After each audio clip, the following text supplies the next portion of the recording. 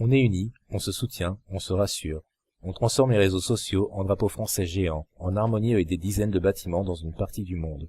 Ne nous leurrons pas. Dans quelques heures, quelques jours, la vie reprendra son cours. Les dealers dealeront, les marchands d'armes marchanderont avec notre bénédiction, nous qui avons tant besoin de sécurité. Dans nos réservoirs, de l'essence, achetée en partie à prix d'or à Daesh. On s'en ira voter par millions pour le front. On tapera dans le dos de Poutine qui a laissé l'État islamique se former pour protéger Bachar. Le peuple ne peut pas comprendre, c'est de la géopolitique. Business as usual.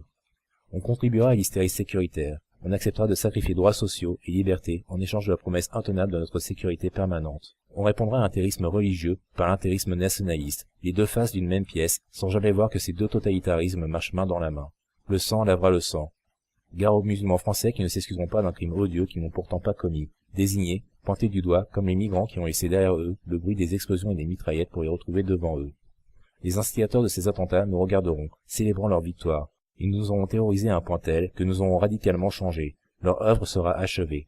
Mais pour le moment, nous sommes unis, malgré nos divisions. On comptera ceux qui auront refusé l'amalgame et auront répondu à la barbarie par la tolérance, ceux qui répéteront que la France est et doit rester le pays des droits de l'homme, et Paris, la ville lumière qui inonde le monde de sa clarté intellectuelle.